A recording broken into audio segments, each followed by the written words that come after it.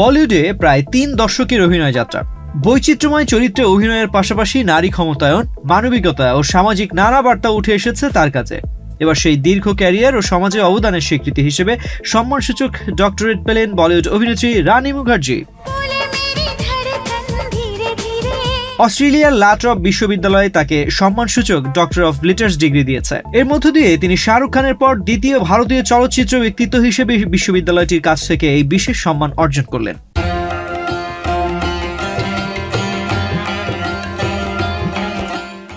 অভিনয় ক্যারিয়ারে একের পর এক ভিন্ন ধর্মী চরিত্রে নিজেকে মেলে ধরেছেন রানী। শুধু বিনোদন নয়, তার অভিনীত বেশ কিছু সিনেমা নারী অধিকার, আত্মমর্যাদা, প্রতিবন্ধকতা জয় এবং সামাজিক সচেতনতার মতো বিষয় দর্শকদের সামনে তুলে ধরেছে।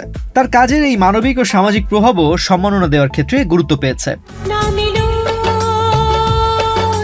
সম্মাননা গ্রহণের পর নিজের অনুভূতি প্রকাশ করে রানী মুখার্জি বলেন, লা ট্রপ বিশ্ববিদ্যালয়ের কাছ থেকে এই স্বীকৃতি তার জীবনের অন্যতম আবেগঘন মুহূর্ত। তার বিশ্বাস, একটি ভালো সিনেমা শুধু দর্শককে বিনোদন দেয় না, মানুষের চিন্তা ও অনুভূতিকেও পরিবর্তন আনতে পারে। নিজের অভিনয় বাছাইয়ের দর্শক নিয়েও কথা বলেছেন এই অভিনেত্রী। তার কাছে এমন গল্পই বেশি গুরুত্বপূর্ণ, যা মানুষের হৃদয় ছুঁতে পারে এবং কোনো না কোনোভাবে দর্শককে অনুপ্রাণিত বা ক্ষমতায়িত করে।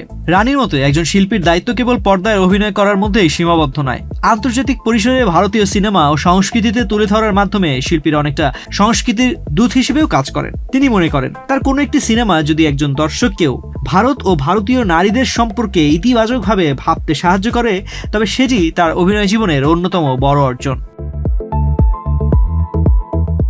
উল্লেখ্য, 2019 সালে লা ট্রপ বিশ্ববিদ্যালয় শাহরুখ খানকেও সম্মানসূচক ডক্টরেট প্রদান করেছিল। পরবর্তীতে তার নামে 2টি পিএইচডি বৃত্তিও চালু করে বিশ্ববিদ্যালয়টি।